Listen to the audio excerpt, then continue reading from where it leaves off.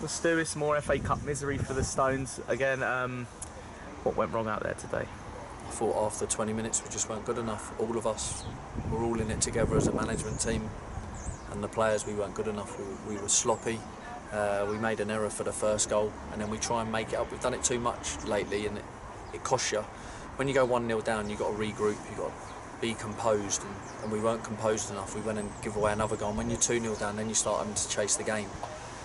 So look, it's disappointing. Look, the only positives today, the fans come out in their numbers, they're unbelievable today, and it's just really disappointing that we couldn't give them something. But we scored 3 goals on the road. Fella got 2 goals and Sim scored again, so that's probably for me the only positive really to come from it. It's the first game probably out of the 14 that we've played now that we've not put in a performance level that's been good enough. For us as a management team, we need to go away and we need to try and make sure that we work on cutting the errors out of the game. It's something that we will go away and we'll look at and assess. But look, it's a game to a degree you've got to write off now, which is horrible. I'm devastated because the cup means so much to fans and the club and financially, and it's something really this summer that we've talked about a lot, and we wanted to have a good cup run. It's just frustrating, but there's nothing that we can do now. We've kind of got to go away. We've got a plan now for Dorking.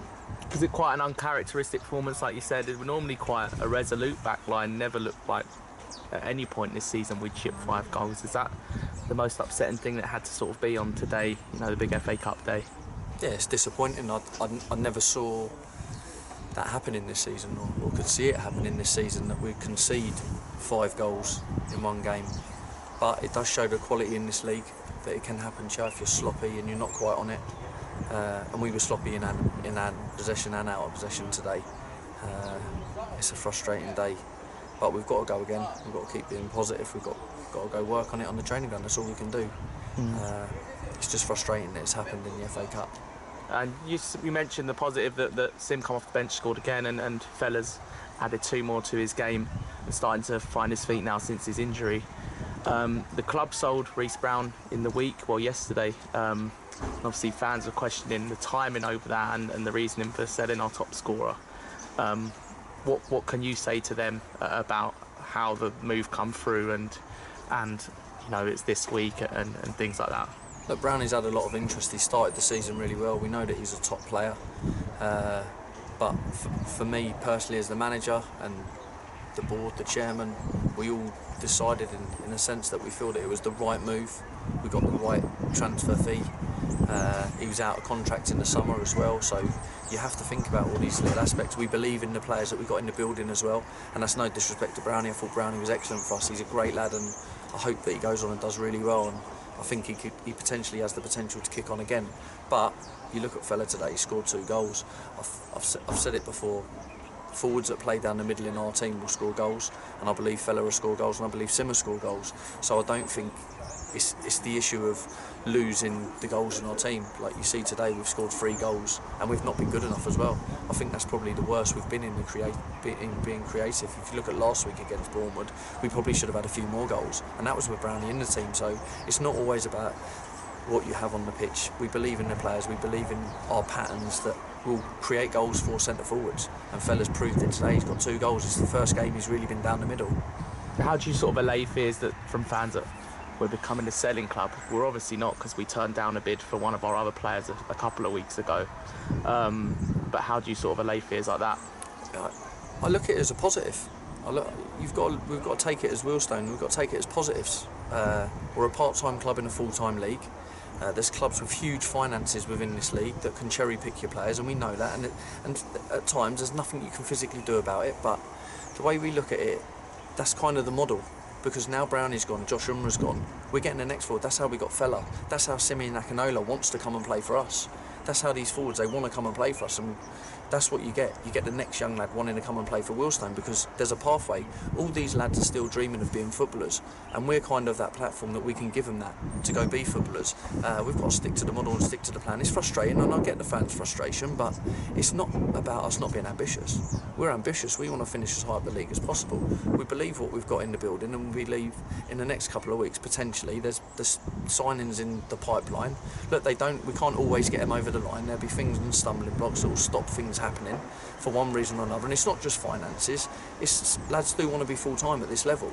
So look, we've got stuff in the pipeline. We believe in what we're doing, and I don't think we've got a signing wrong that we've let go or brought in, really, you know. So like we've all got to stick together. I know it becomes frustrating, and today's result is timing, and it's not great timing, Brownie going and then you get beaten 5-3 and stuff, but we've all got to stick together now and believe in what we're working towards and how we're working as a football club now. We're punching way above our weight, and we want to keep punching way above our weight, and it's down to hard work.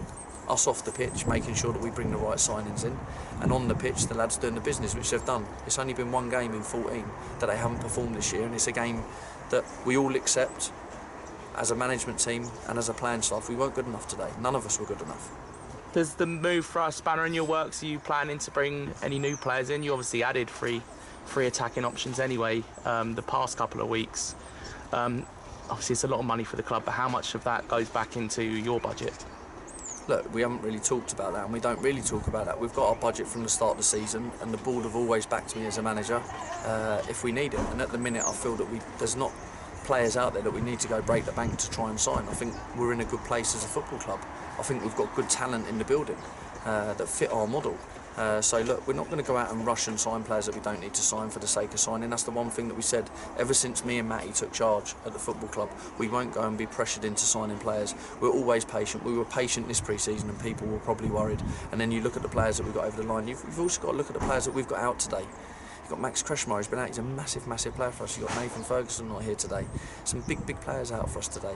So look, we're in a good place. We've got a good squad of players that we believe in, and we do really believe in them, and we'll keep backing them and we'll keep working with them. If the right player comes along that we feel that can improve us, we'll sign them, and we'll do everything we can within our power as a football club, and that's from Rory the chairman, the board, and me as a manager, to getting the deals over the line, and they've always backed us, and that's the thing. I know it's hard sometimes as fans that we can't always say exactly what you want to hear and stuff like that, but look, everything we do as a management team and as a board and as the chairman is for the best interest of this football club, to make sure that we're sustainable, and that's the biggest key. There's some big clubs out there that are not sustainable, that go throwing their money away, and for the initial month or two it looks brilliant for the fans, but we will never do that as a football club. We're in a really good place financially, and we've got to stay that way.